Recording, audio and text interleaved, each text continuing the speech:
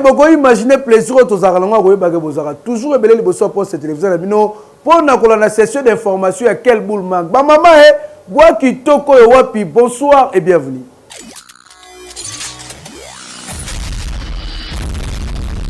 Tofon la quel boule manque lelo. Pour nous comme ça que gouvernement provincial la Yacine qui vous basali bongo communication na délai à porte-parole na bango pour na dénoncer bongo violation il y a droits humains tengeni ni ba piller na nenga ko sakanate et pas ba M23 AFC ba détail bon sur la propos recueil.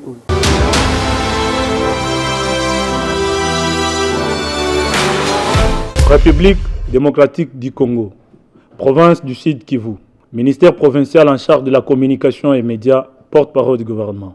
Communiqué officiel numéro 00D bar mine bar com-média bar SK bar 2026 concerne dénonciation d'actes de pillage systématique, de spoliation de biens et de violations graves du droit international humanitaire par l'AFC M23 dans la ville et territoire d'Uvira. Le gouvernement provincial du Sud Kivu porte à la connaissance de l'opinion nationale et internationale de faits d'une extrême gravité révélateurs de l'absence totale de bonne foi dans les déclarations et la correspondance adressée au secrétaire général des Nations Unies récemment rendue publique par l'AFC M23. Contrairement aux engagements et à la rhétorique contenue dans la dite correspondance du 15 janvier 2026, il est établi qu'à la date même de sa signature, l'AFC M23 organisait et exécutait des opérations de pillage systématique coordonnées dans la ville d'Uvira et ses environs, démontrant ainsi un mépris manifeste envers les principes du droit international humanitaire et des droits humains. Par ce communiqué, le gouvernement provincial du Sud Kivu confirme notamment que 49 camions de marque Goro et 113 camions bennes de 6 mètres cubes ont quitté la ville de Bukavu sous le faux prétexte du transport de militaires retirés de la ville d'Uvira vers la plaine de la Ruzizi. Ces convois ont servi en réalité au transport illicite de biens appartenant à l'État congolais et à des particuliers acheminés directement vers la République du Rwanda. Dans la nuit du 15 janvier 2026, alors que le président de la République, chef de l'État, son Excellence Félix-Antoine Tshisekedi Tshilombo, avait engagé des efforts de reconstruction des infrastructures routières, des matériaux de construction entreposés dans la ville d'Uvira, au site de Kabimba, ont été chargés de force dans des camions appartenant aux rebelles de l'AFC M23. Enfin, le gouvernement provincial du Sud Kivu rappelle que le silence, l'inaction et la complaisance face à de tels crimes constituent une responsabilité morale et juridique grave. Ba M23 balingi kotika ba Congolais te. Ba ke ko s'infiltrer ba Congolais oyo bazali bongo déplacer kuna na Burundi wala zali dénonciation ya excellence F Bazaiba bolanda na propos oyo.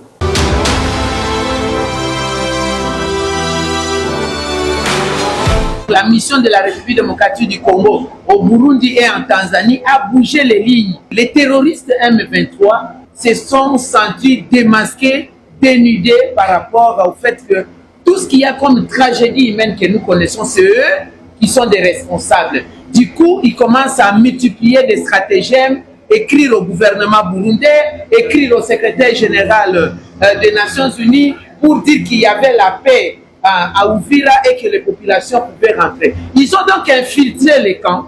Le M23 a infiltré les camps à 2 h du matin avant-hier. Ils ont commencé à sensibiliser les gens suivant les camps pour leur dire que le Burundi a ouvert la frontière, il n'y avait plus de problème à Uvira, nous pouvons regagner la République démocratique du Congo. Alors moi je me pose la question de savoir comment est-ce que les Congolais se sont retrouvés au Burundi?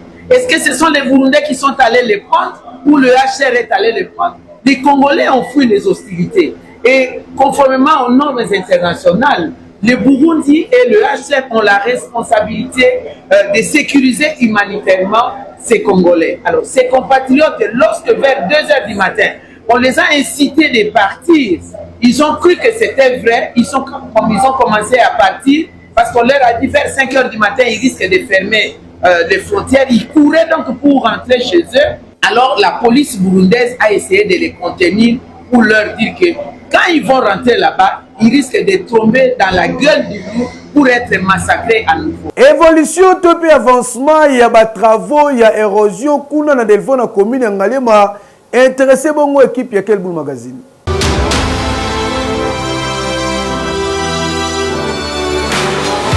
Awa tozali na delfo na commune ya Ngalema, esika wapi population bazali victime d'érosion, kaka nde bozali komona balela bakonzi bayoki bazali kosala misala mais misala yango ndenge zali kosalamela soko tali bien okomona ke bazana na musala bele ya kosala po mapangu deje bele ekenda banda kukutu koloba te bazali ko travailler kasi kotala modèle musala zali kosalamela ondire ekozwa ta ebele makasi pona ba régler problème oyo yango population bazali kosenga bato bazali ko exécuter misala esengeli babeta yango dada po tango bamvula makasi landanaka ba dégâts ezala ko rendez-vous et surtout bandaku eliamaka na ndenge ya kosakana te yo communication kana ki makasi bandako ebeleza akendaki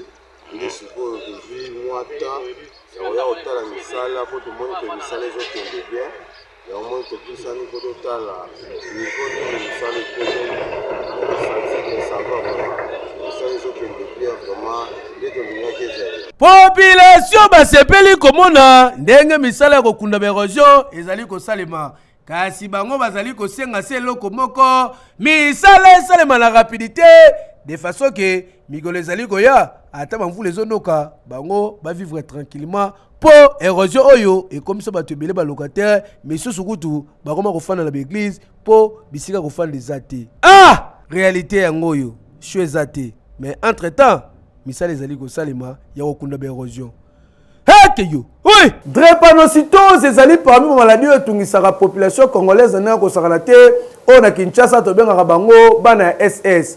Bondi belanga ike docteur Jérôme Sokolo, le docteur du peuple ne ba benga kaye o azalaka bongo na ONG ezali ko porter comme na yake naki kosala don ya bakisi kuna na commune ya Matete legala ki na mbio si ya kosakana te bolanda.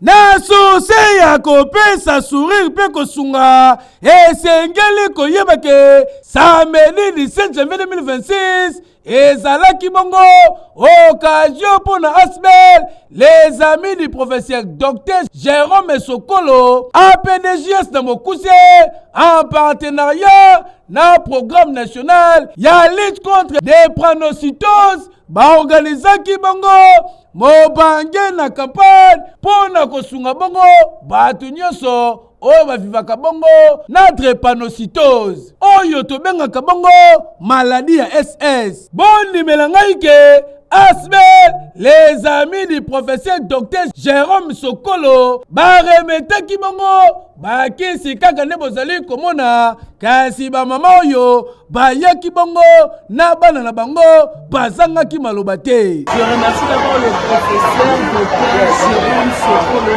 pour le bon initiative qu'il fait pour les enfants de drépanocytose. La vie de des enfants de drépanocytose coûte trop cher. Mais avec le bon initiative du professeur, la vie devient un peu facile. Je sais que tu as bakis, il y a Ophélie. Où est-ce qu'on a barre à la biso? On va des drépanocytose. Donc ça va là, on va dire qu'à part débat les blagues.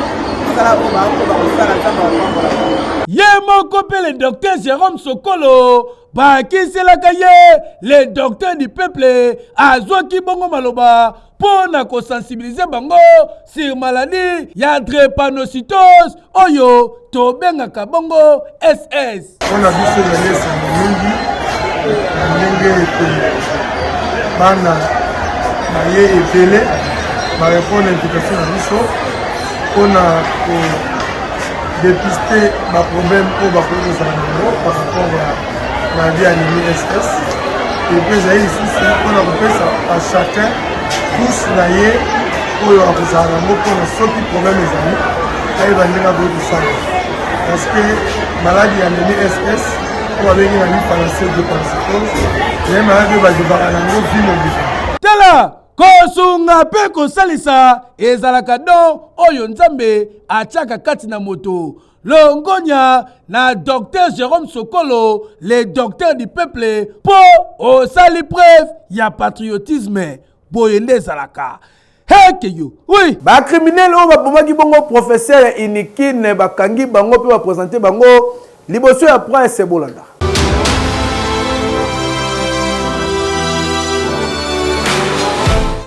Chapeau na la police ya ville province à Kinshasa.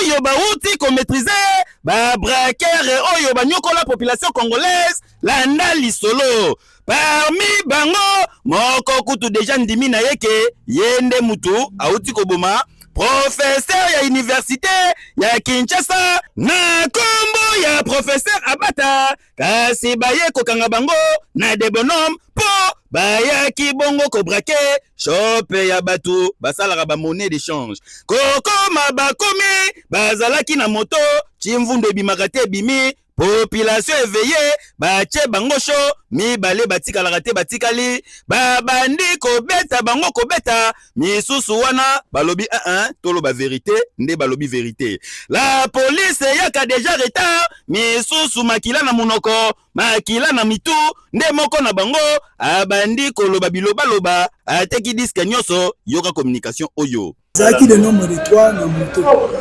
baye de sa maison comme de sa maison na ma Samson na moto ba tutier ici arme le temps na la vitesse o ya bloquer na arme soko poussa ni to beta na nzoto na ngwe le ba keli boso ba betani na libanga le ba koyi population de Bimi ni ba le moko na Kimia.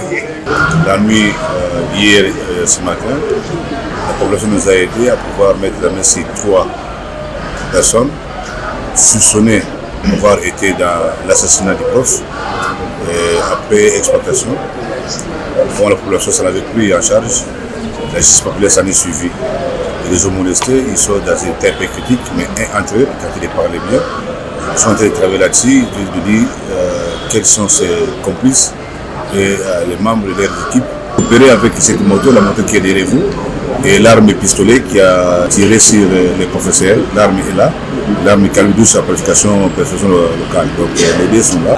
En tout cas, na lire tozali kokende nango na Kinshasa, ezali kosenga vigilance, ezala côté à population, ba travailler en collaboration na la police pour na kosilisa bongo to ya criminalité na ville province à Kinshasa. Kasi coup de chapeau na général Israël Kantou pour ba élément na sur terrain, ba zali vraiment ko respecter ba ordre o yazali ko pesa bango pour na ko sécuriser bongo population na ba bien na bango boyende zalaka. Ekeyo! Oui! Na 500 francs pomba c'est possible comme riche. Grâce à Winner Loto, ceux qui ont tenté chance na yo, yo ne vont dans lobby.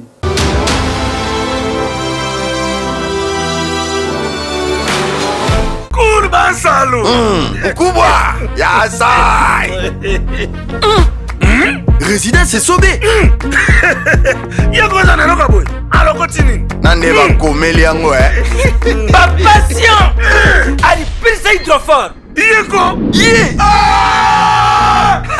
Nous avons complanté, Séraphie. Il y a beaucoup de gagnants. Certains sont parmi vous. Winner Loto a déjà commencé. On soumet déjà ticket nayo. Win 4 250 francs par ligne. Gagnez 4 numéros pour un jackpot à partir de 10 millions de francs congolais. Et Win 4 doublé 500 francs par ligne. Gagnez 4 numéros pour un jackpot à partir de 20 millions de francs congolais. Tous les jours. Les prix commencent à partir de 2 numéros gagnés. À jouer sur tous nos points de vente et mobiles en composant étoile 404 dièse disponible sur M-Pesa et RTL Money. Ba étudiants bazali kotanga na ba condition ya mabe na ndenge kosakana te tozali bongo na territoire ya Gungu awa na université SGD na province ya Kwilu Bolanda.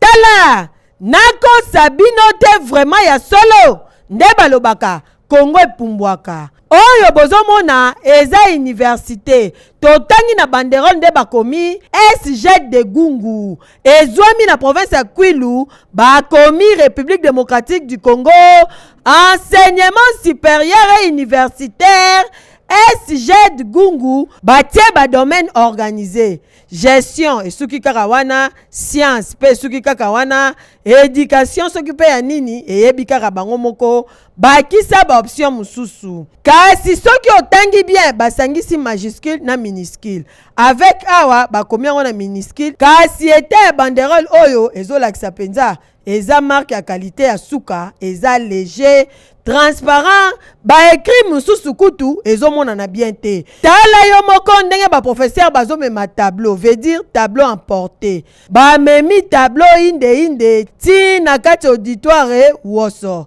ba déposer yango koto otomoni ba étudiant bavandi na auditoire koto professeur mupandi na tableau azokoma tala kaka evandeli ya ba étudiant yango pardon faut kolukela yango kombo bavandi neti na bureau aseni basali ronde cercle awa pe ba étudiant okoki kotanga bango na misapi donc mutu na mutu avai na kiti na ye mupandi concentré bazotala professeur misusu aza na kaye mususu wana papier duplicateur likola pupitre planche oyo bomoni batie mupandi nde esika mutu azokomela bazozwa baexplication na bango kasi kokoma yango mpe eza a tour de rôle donc okomi ozeli moninga apesi yo mpe biki moninga mosusu akomi baobatela mai ya biki tala ndeko bien ndenge avandi azoobserve kaka boye azozela moninga mosusu asisa mpo apesa ye mpe biki akoma na makolo mosuni ya bate baye bazaka na susi ya kotanga kasi bazotanga na bakondisio ya mabe makasi université ya banzeta bambu tala na plateau bakomi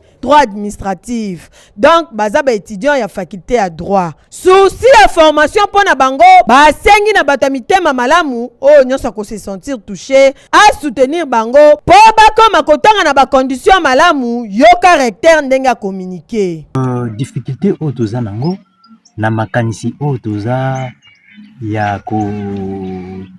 kotombola enseignement tokanisi il faut toya pe na base de sorte que bandeko na biso oyo baza qualifié te basala manso pour que bakoma pe qualifié c'est pourquoi toye po to installer institution oyo na base na niveau mboka ba difficulté toza nango site na biso ezana no na structure nango na infrastructure nango te en tout cas makamba boye sengeli interpeller ba étudiant mususu oyo babizaka na betide tangu ba parents bazoluka kotangisa bino na ba condition bien bino bozolia bambonga minerval bozobebisa bolingi koyoka tali sur la classe te kasi tala bandeko awa na province ya Kwilu précisément na Gungu na université SGD tala condition bazotangila tala yo moko tala epesa pasi makasi oyo tozosenga kaka na ministre enseignement supérieur pe universitaire papa tala nanu ka ya université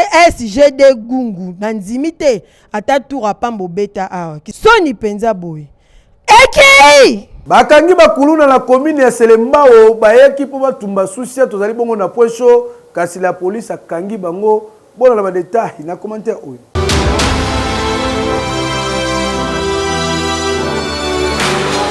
tala bilongi oyo bien rien que na komona ozo comprendre que bala mibalo oyo baza batu mabe benemi ya kimia bango banyokola ka population na kosakala te bazwa tonga ondike bango bakoyokela mutu mawa te na komini ya Selembao tozali na point chaud sika bakangi bango bazwaki ba plainte bango ebele bango baza ba spécialiste ya kobotola koiba kokata pe kosala ba mabe ya ndenge na ndenge soki bakutani na yo na butu lelaka deja mama la kufie po bakosala osalonga biloko nyonso kozala nango ezala chaînette ezala sac ezala téléphone babag ba chaînette ba montre nyonso kolela bakokende bakotikona eloko te soki poza malchance bakokata kata bapota oleli ebele yoka communication après départ na biso ben civique na uti ko présenter oyo na ke kotika kuna na niveau ya Chine ngai na sima nango baye ko revendiquer nde tokei kotika tokei kotika baninga na bango nde baye en foule basala ba pillage terrible na secteur en tout cas komona nyonso oyo esengeli na bakonza la police bazwa nanu ba mesure ya makasi pona ko renforcer sécurité na commune ya Selembao oyo po presque mikolo nyonso bakuluna miyibi na benemi ya kimia bazo continuer ko sala opération na bango alors que ba victime ezali nde population. Bakonza la police rôle na bino ezalaka ya ko protéger population na ba bien na bango kasi kotika bango boye insécurité zokola et normalité. Hekeyo sur les traces d'apôtre Paul ezalaki bongo visa ya tourisme o bandeko grâce consulting bazala ko be la pona ko pesa occasion pe opportunité na bandeko bakende ko visiter bongo kuna na Grèce. Bondi melanga ike délégation et komaki ambiance ezalaki na nenga ko sakana te ba détail bozo yango na page magazine oyo.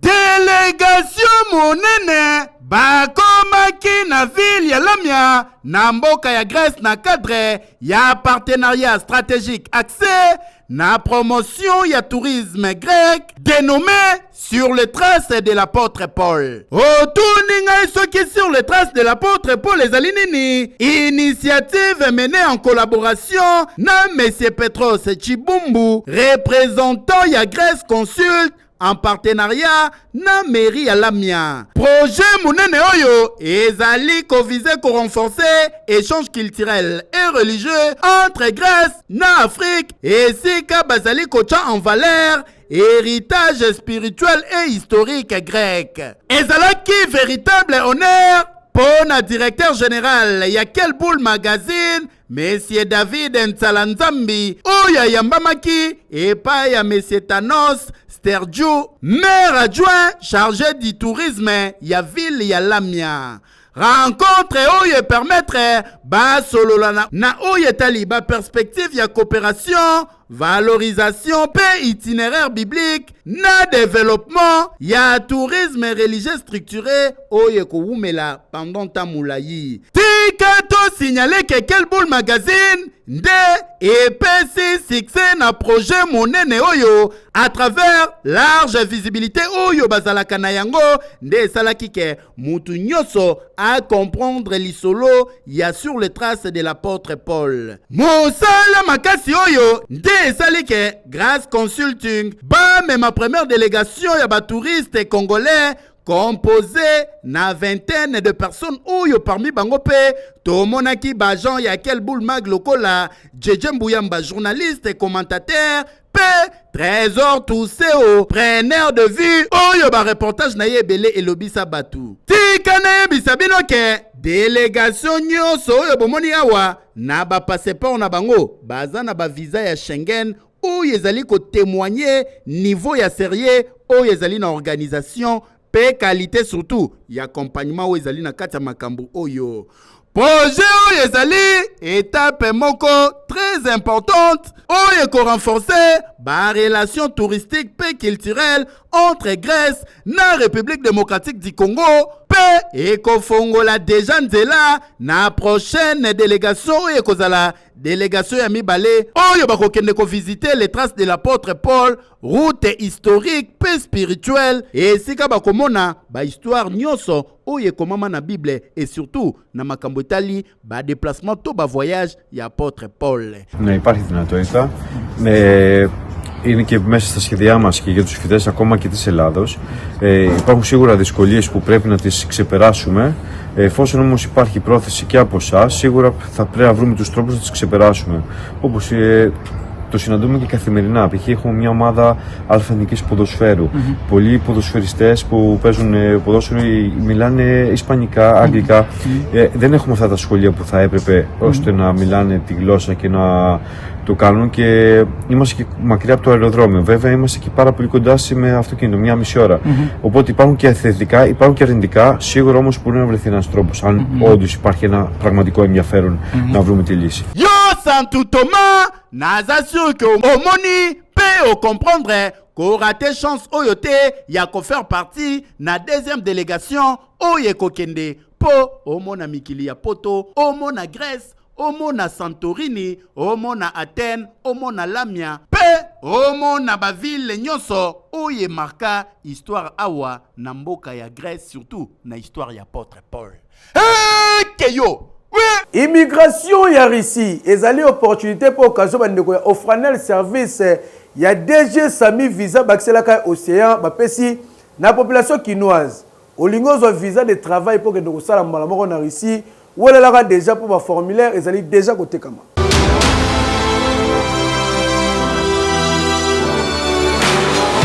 Kinshasa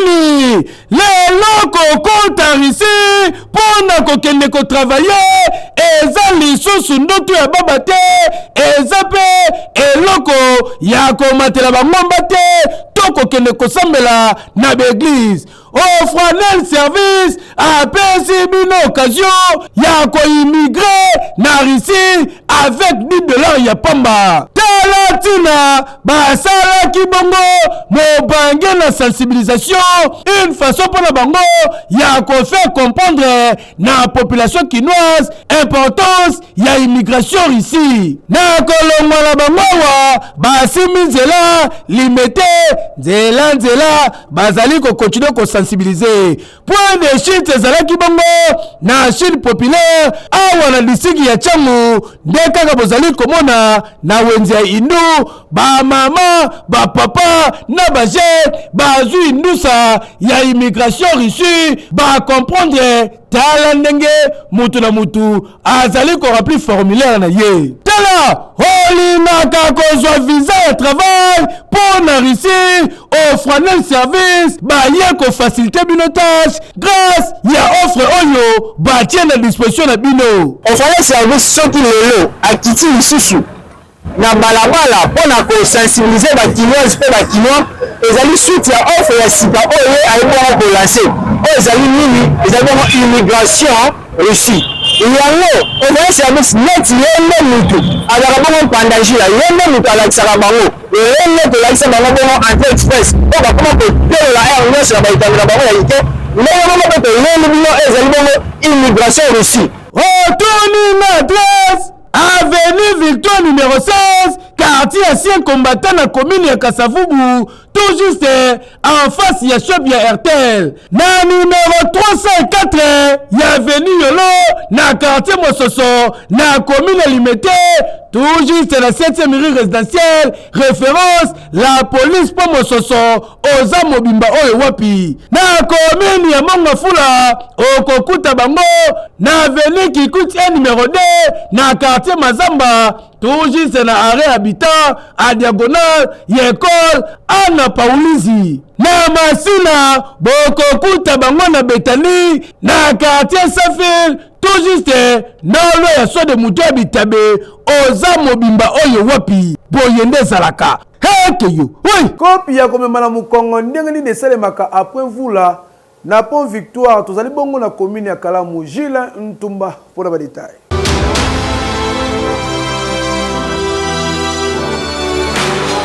Mukongo combien? 1000 francs, 2000. Tozali na Avenue Victoire entre école de navigation, salle la grâce, na katikati awa place bakangi pona kotonga pont ya sika. Pont ya kala deja awe bandai ko kanga salite zo sala ke inondation ezala koto maye tonda.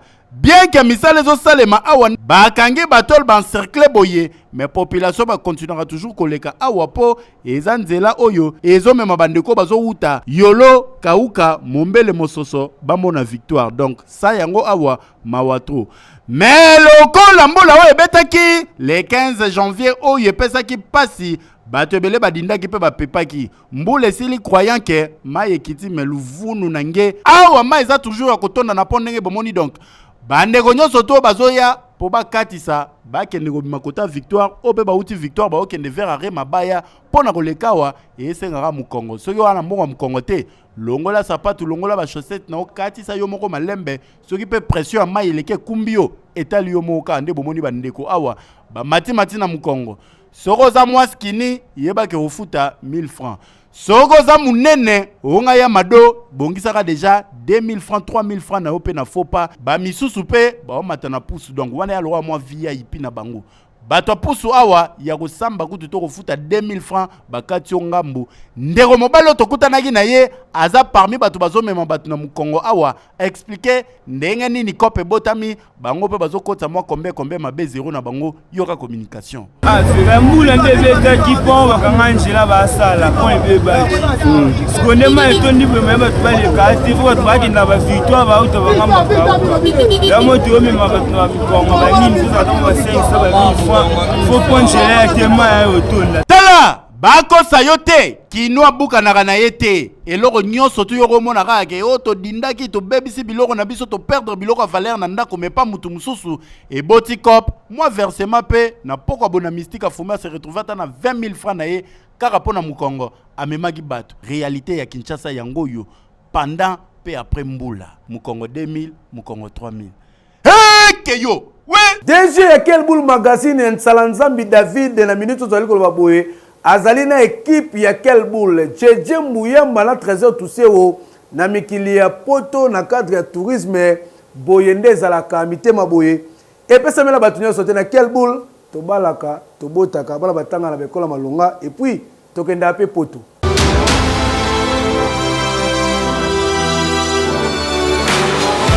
Désormais, Jeje Mbuyamba, notre trésor toussé au bakomi bajikae, bana ya poto, kiozi ya hiver na minute yambi bango dora ya kosambate.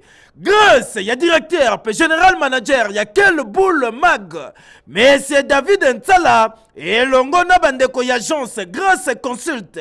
Ne, ba pesi occasion, et pas ya bajon ya Quel Boule Magazine.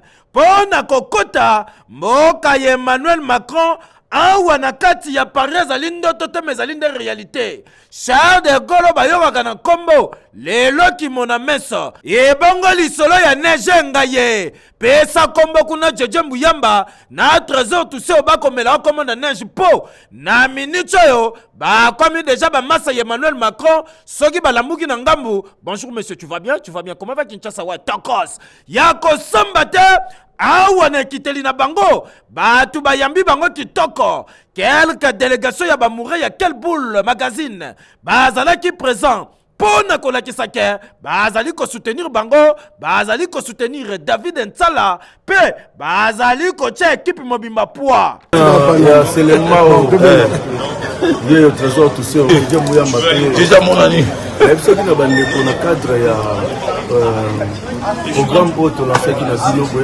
sur les traces d'apôtre Paul avec l'agence Grâce Consult Sokoye un petit dossier na visa ya Schengen il y a 2 semaines pour visiter Grèce pour visiter basi oyo l'apôtre Paul atambolaka bande comme ça bakati yo le aventure pour tala ba image émission mon bakusali ko na yango mais équipe ya Quel Boule basala musala trésor tout ça au Jeje Mbuyamba déjà bien à Paris parce que faut pas que ça peut m'emboter pas pour la famille toujours Papa Michel toujours va devenir donc toujours continuer pour temps na bango après besoin la banque Kinshasa dino pe bandeko pour ça les monsieur pour expliquer bien ndeni pour ça la pour que vous se retrouver na Europe mais na ba condition bien nzela ndenge bazali komona bango kolongola bango na kati aéroport bango nde bazali kotambola ti babimi libande wow aéroport Charles de Gaulle eloko solo terminal 2 aéroport eloko solo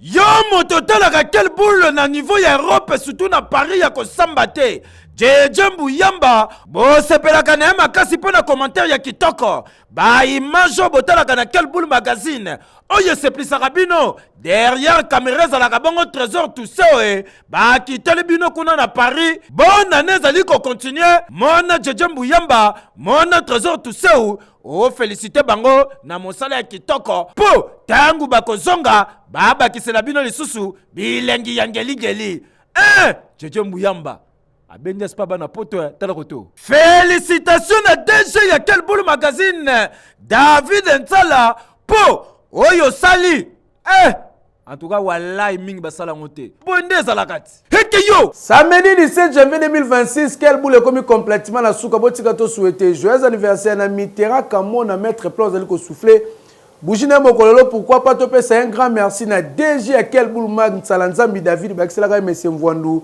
oyo afongoleli équipe ya Quel Boule Mutema na minute tozolo baboye Trésor Toussé on a Djedje Mbuyamba Neige et aussi bazali bongo na mikili ya poto na Quel Boule tobalaka tobotaka bala batanga na école malonga et puis lelo ekomi masolo ya poto Junior Ndala na sima caméra Gilles Ntouma na assistance hey que yo oui